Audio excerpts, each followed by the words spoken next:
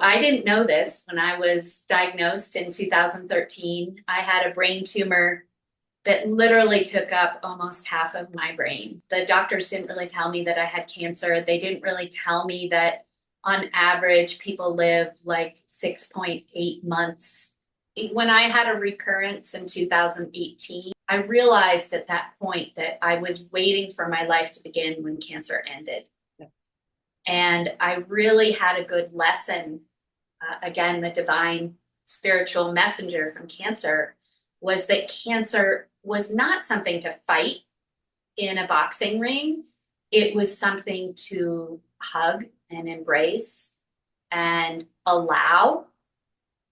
You know, things are going to happen in life. How do we live life with grace and beauty, even in the good times and the bad times? For me, as a childhood trauma, what resulted was my need to control everything around me. And I needed the dishes put away a certain way. I needed the floor swept a certain way. I needed to do this for my cancer and it would be fixed. And I was trying to control my whole life because when I was younger, I didn't have a lot of control. And what cancer is trying to tell me is, look, Alison, you don't have any control. You do, we can control what we eat. We can control the toxins we put in our body, but ultimately there is a big part of us that needs to surrender. We don't have control, but we have a choice in everything. We need to choose the right things for us, and we need to know ourselves in order to choose and thrive, which is what you're doing. You inspire me to be the higher me. You're my inspiration to create. שלום לכולם וברוכים הבאים לפודקאסט השראה לעברה. Welcome to my podcast, Inspired to be Higher.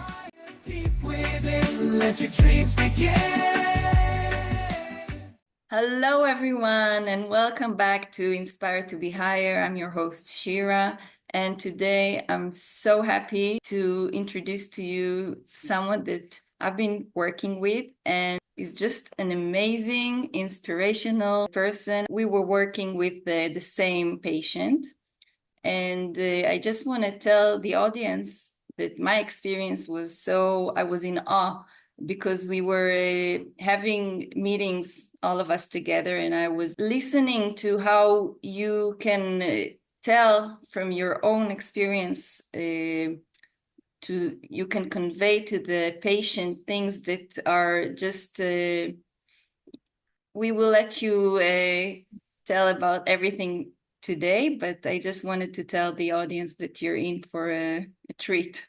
So, so thank you for coming, and please, Alison, tell us everything, including being a world ski champion and how you got here today.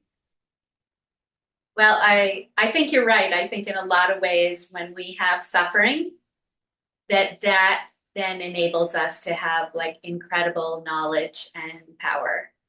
And so I didn't know this when I was diagnosed in 2013. I had a brain tumor that literally took up almost half of my brain.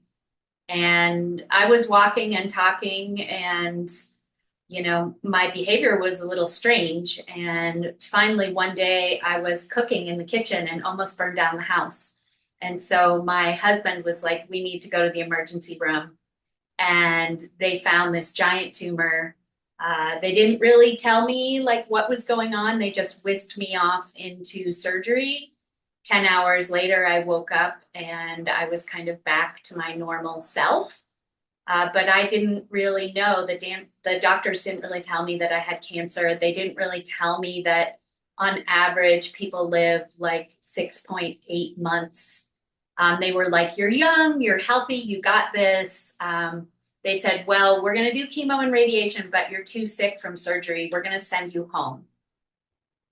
When I went home, that was just the magic moment of research, where I found Dr. Nasha Winters, and she had a cancellation in a 4-day retreat. And I was so in denial of my cancer that I actually was like, no, I've got to work this weekend. I can't come, Naisha. And then I hung up the phone and I was like, Alison, you have terminal cancer. You're probably not going to make it a year. Like, will you quit work and go to this conference with Naisha? Luckily, there were only, I don't know, maybe 10 of us there. And so it was a really deep immersion in the metabolic theory of cancer. And it just made sense to me because I'm a climate change scientist. So I'm very data driven. And I'm also a farmer. This is my farm back here. Wow. That there was a reason I got sick because, you know, the doctors are like, oh, it's luck of the draw. You know, we don't know why these things happen. It's not related to food. It's not related to toxins. It's not related to stress. You just happen to get cancer. And that just didn't make sense to me. I know you don't think either, right? No. And, you know, I was just like everybody else who your patients, my clients that say, I'm perfectly healthy and I just happen to have cancer. Well, you know, we know that's not true. Now I know that my check engine light was on. You know, I'd get Hashimoto's, I'd get knee pain, I'd get bladder infections, I'd get yeast infections, I'd get headaches. You know, I was like, oh, I'm just getting old. Well, all of these things went away when I started working with Naisha. And so our society like kind of accepts that we're not going to feel good. And what I think the amazing thing about this journey is I kind of love cancer and hate cancer because not only have all my other health conditions gone away, but I feel better now at 59 than I did when I was 20 or 30.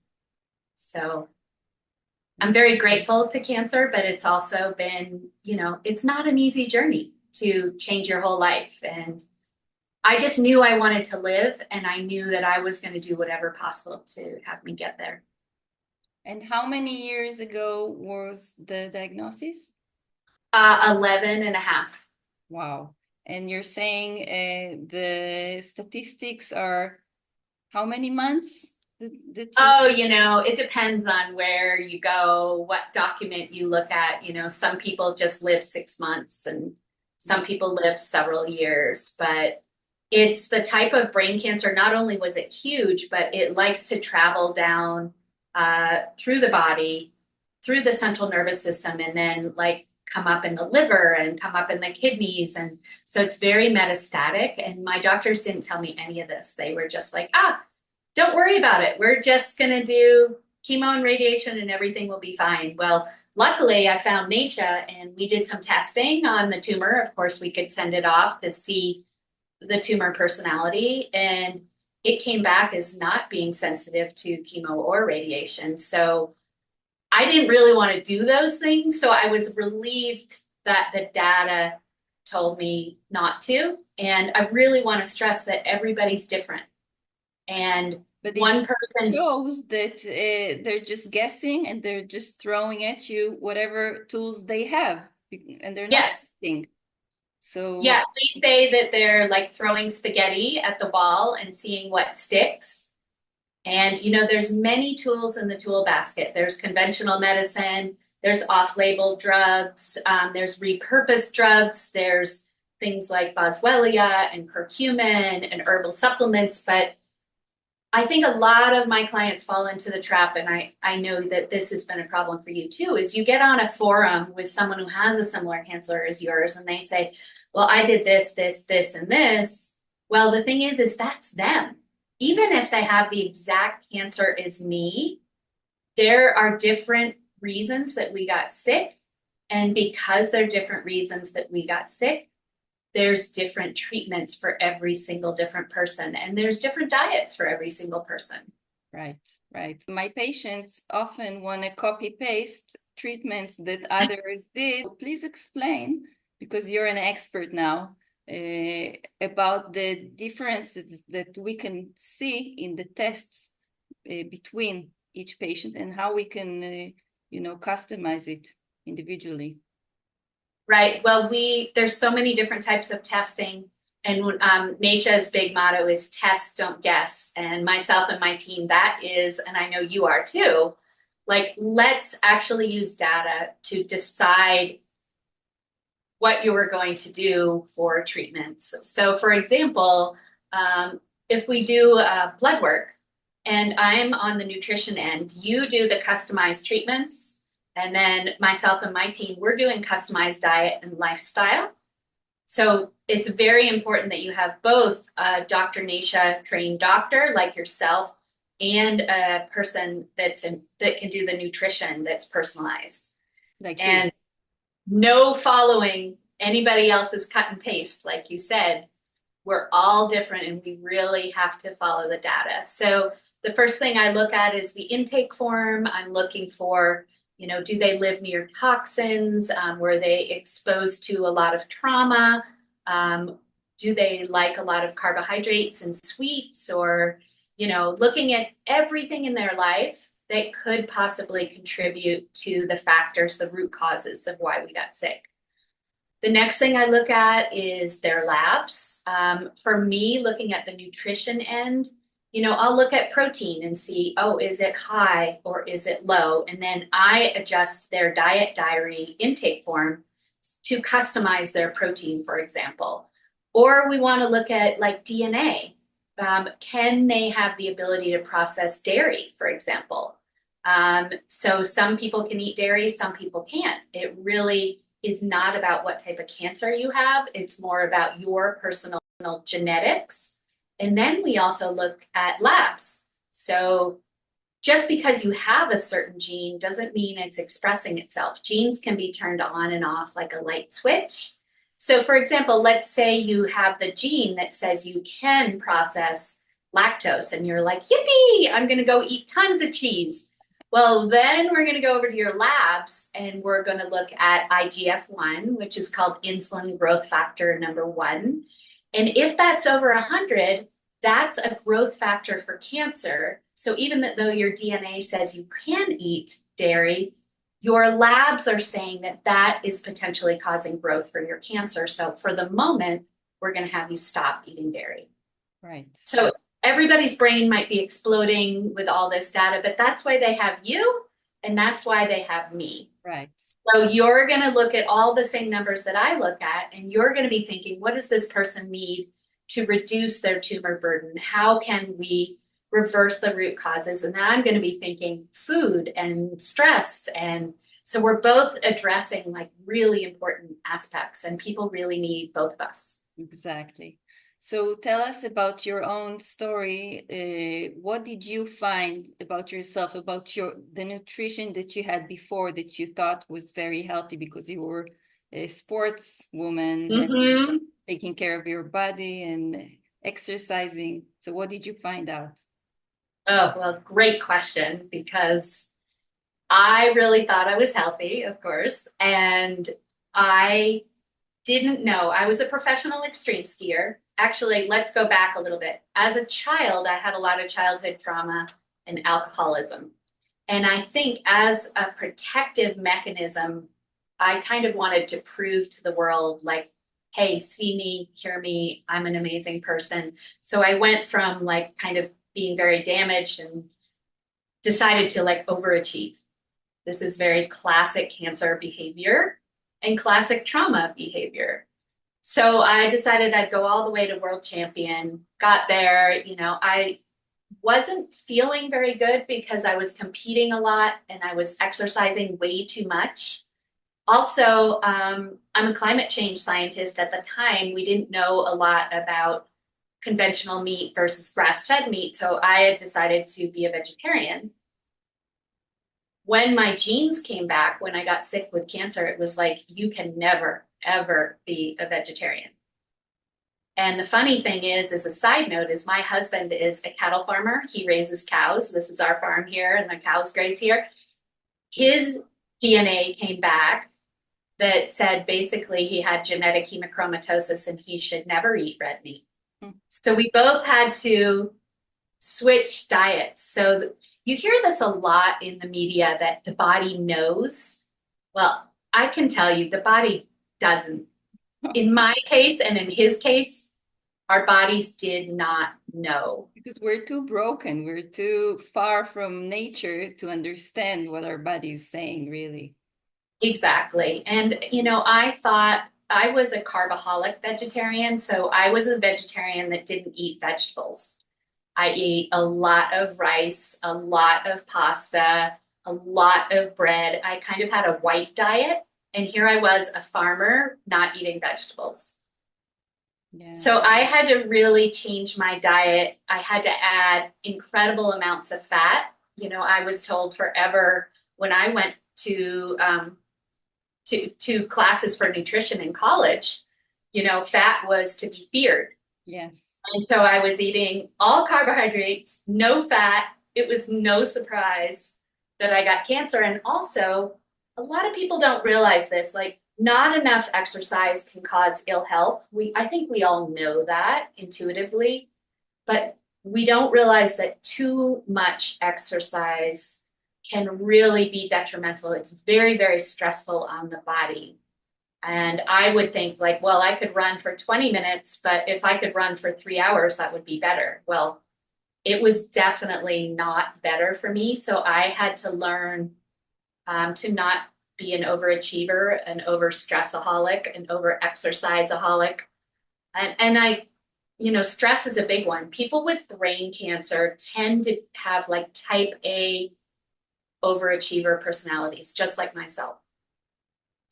And it is amazing. It's almost the way I describe brain cancer, and this is true of a lot of cancers, is that, you know, if you have your phone or your computer and you open too many applications and it all of a sudden crashes, that's kind of what my brain did. My brain was like, enough. I'm giving you cancer. You're not paying attention to all these other ill health things that you got going on.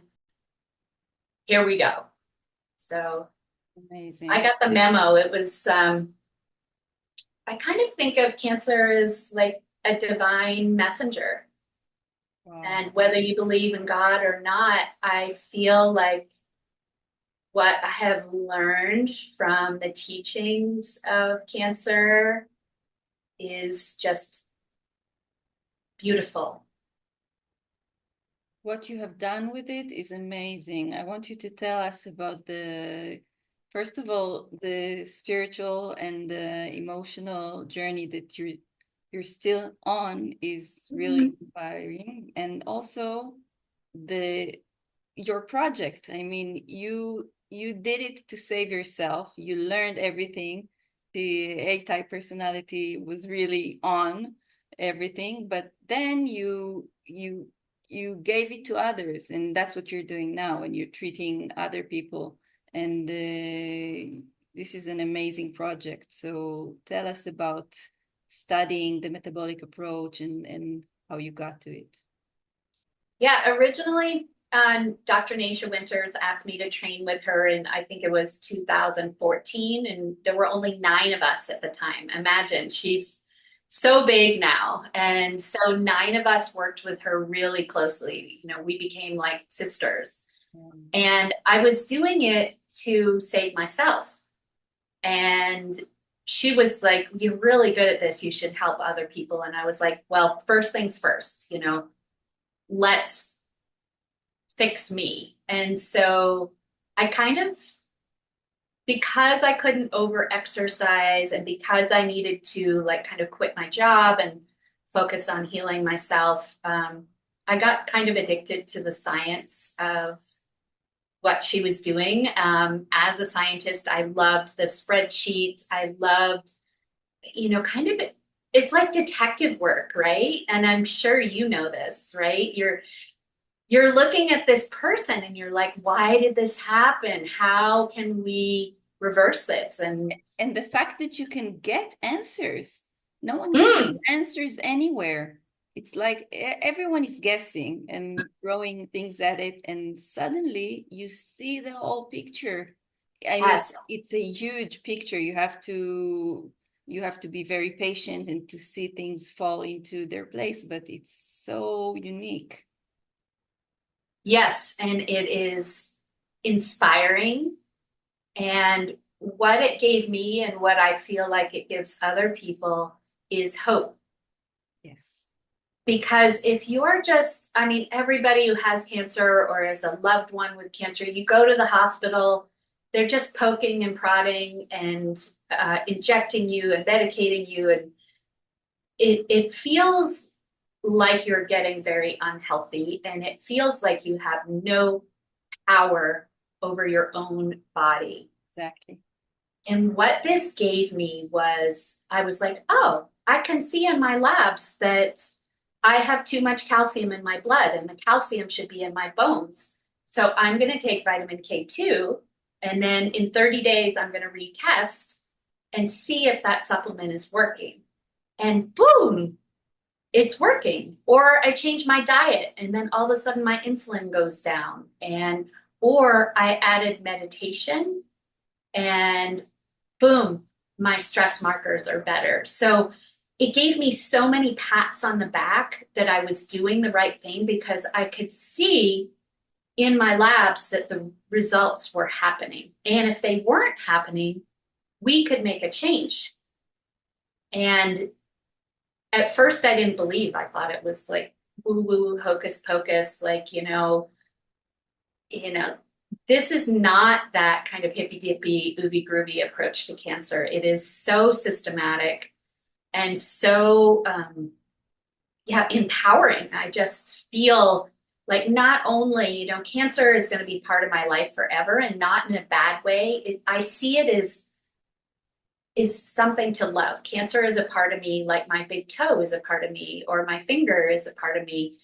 We make cancer cells every single day, every human being on the planet.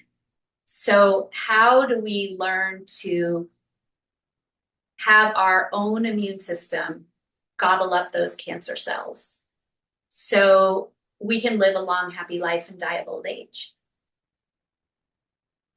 Right.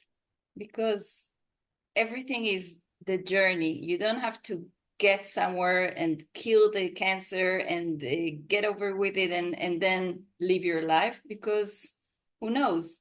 You just, life is what happens to you while you were doing all of that. So it's just the journey. Everything is. Yes. Amazing. And I think when I had a recurrence in 2018, I think I realized at that point that I was waiting for my life to begin when cancer ended. Yeah. And I really had a good lesson. Again, the divine spiritual messenger from cancer was that cancer was not something to fight in a boxing ring. It was something to hug and embrace and allow. Things are going to happen in life. How do we live life with grace and beauty, even in the good times and the bad times? Because I think for me, as a childhood trauma, what resulted was my need to control everything around me. And I needed the dishes put away a certain way. I needed the floor swept a certain way. I needed to do this for my cancer and it would be fixed. And I was trying to control my whole life, because when I was younger, I didn't have a lot of control. And what cancer is trying to tell me is, look, Alison, you don't have any control. You do, we can control what we eat. We can control the toxins we put in our body, but ultimately there is a big part of us that needs to surrender. We don't have control, but we have a choice in everything. We need to choose the right things for us, and we need to know ourselves in order to choose and thrive, which is what you're doing. And also, I'm going to write that down. I love that. And also, what I'm hearing from you and what I want to illustrate to the audience is you're talking about very spiritual, very and about trauma and everything, but it's not, like you said, it's not woo-woo, because we see in the hierarchy of hormones, we have the stress hormones are also influencing insulin, which is influencing the tumor. So it's not just, I want to be more relaxed. It's being in the moment and being able to relax and not to fight the tumor all the time is enabling us to lower our insulin or have it in the normal range, and which enables us to be more healthy. So it's so beautiful. It's not at all disconnected from the labs, from everything else that we do. Everything is connected, and it's a really beautiful method. Yeah. Yes. I think a lot of people don't understand cortisol, the stress hormone that you mentioned.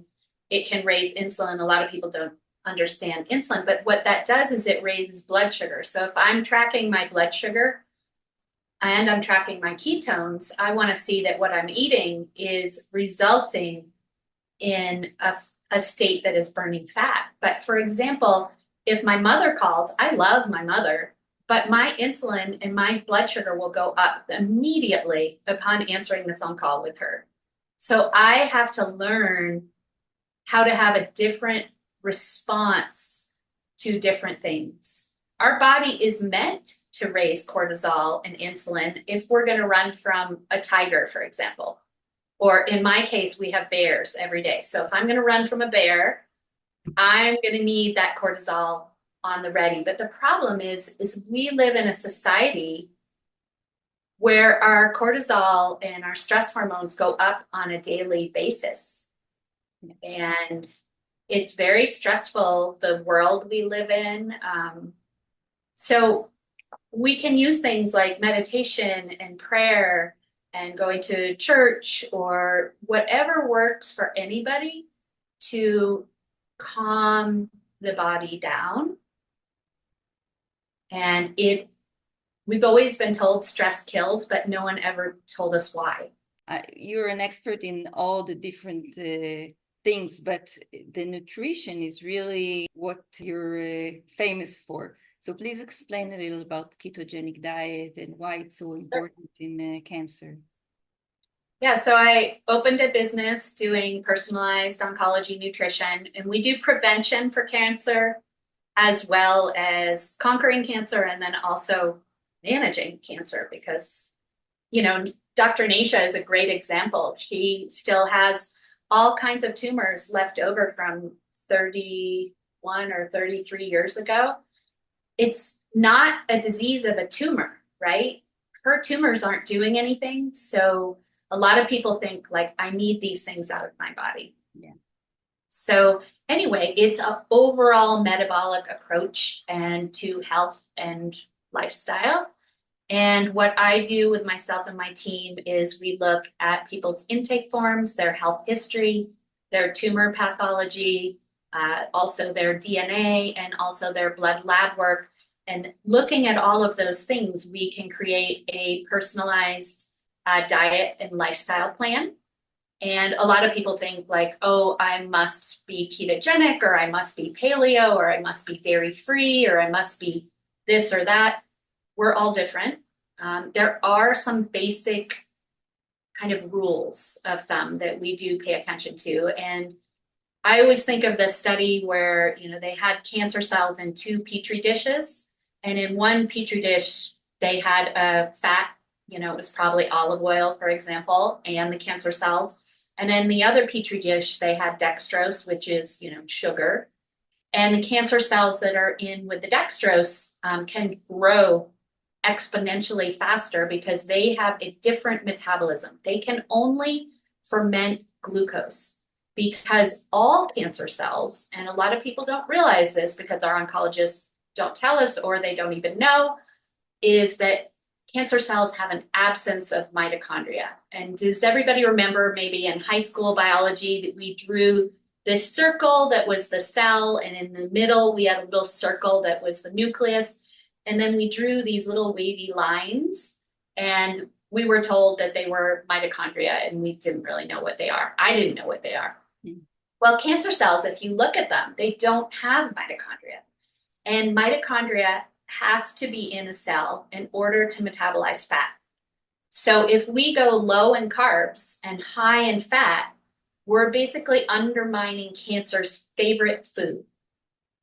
And I would say their first favorite food would be glucose and carbs. And a lot of people say like, oh, I don't eat glucose, you know, but it's like, it could be fruit. It could be a piece of toast for breakfast. It could be a shake. It could be one of those silly coffees from Starbucks. You know, everything is filled.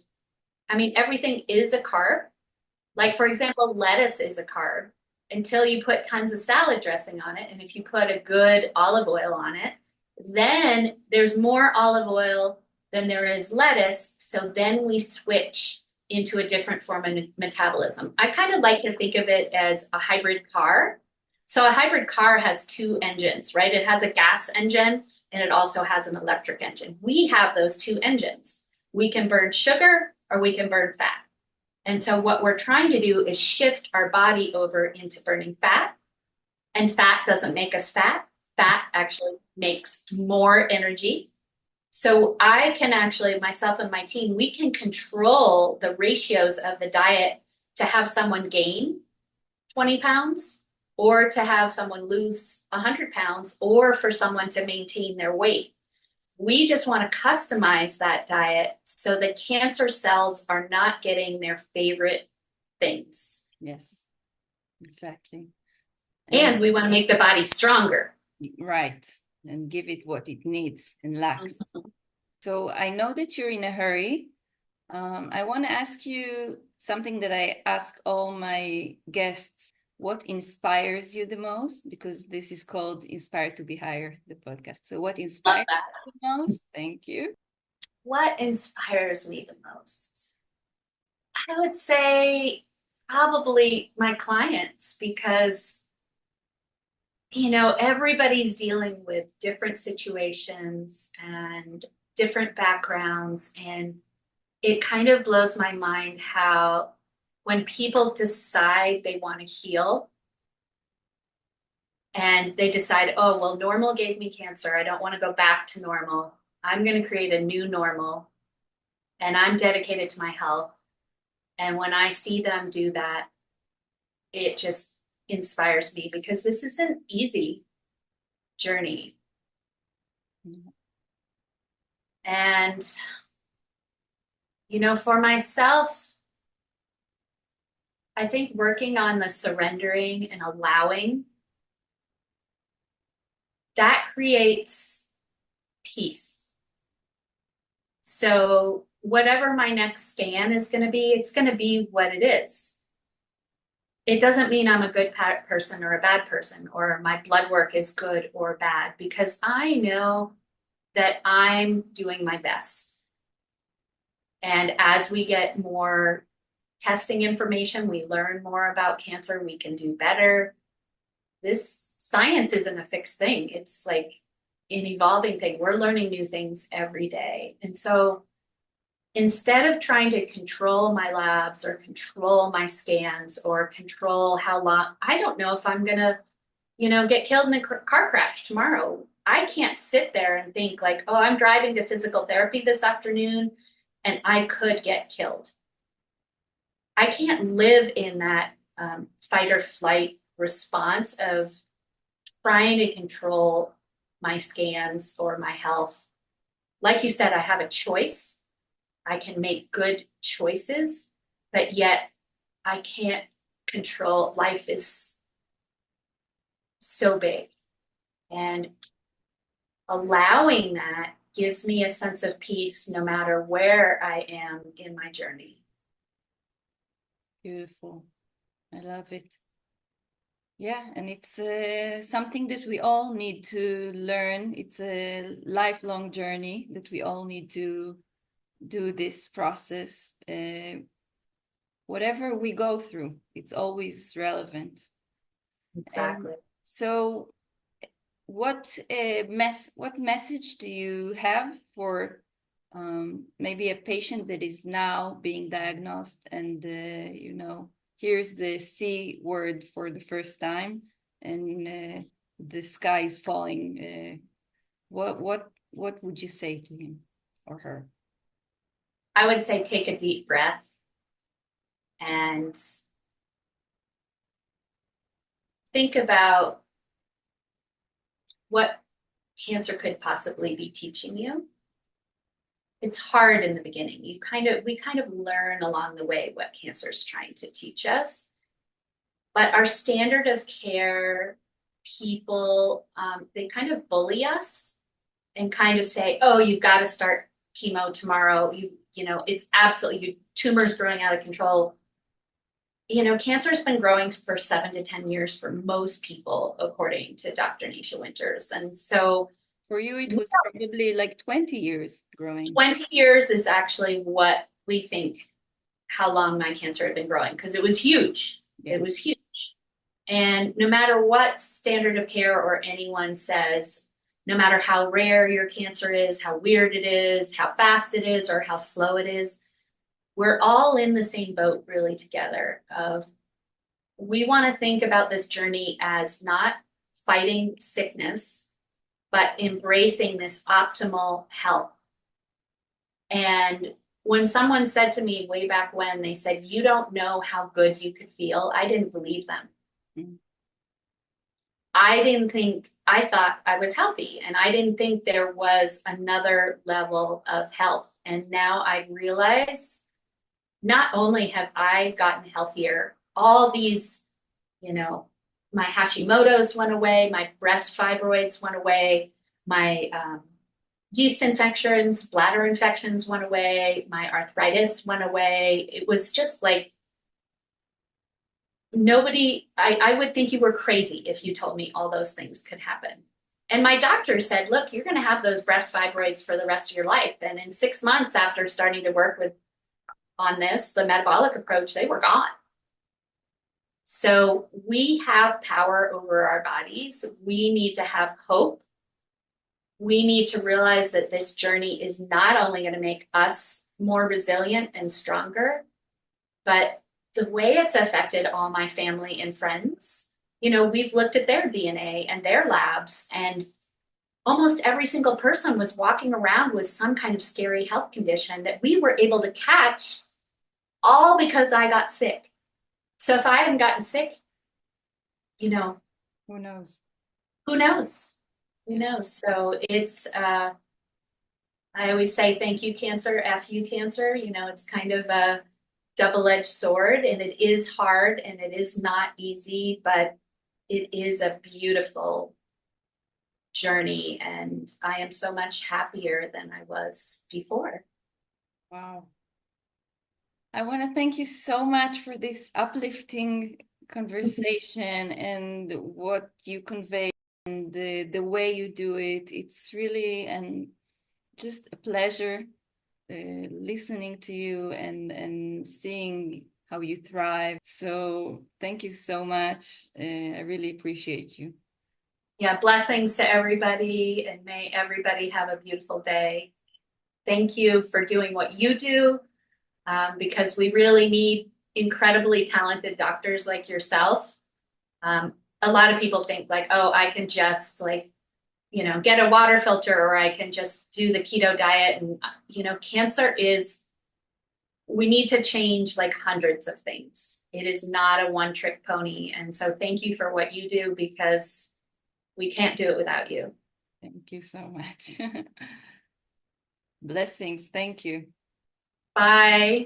תודה שהייתם איתנו עד סוף הפרק. אני מקווה שמצאתם השראה בתוכן של היום. אם נהניתם, אני מבקשת שתשתפו את הפרק הזה אפילו רק עם בן אדם אחד. כך נוכל להפיץ יותר תקווה, ריפוי ושינוי חיובי בעולם. למידע נוסף אתם מוזמנים לבקר באתר שלי shiramed.com. תודה, וניפגש בפרק הבא.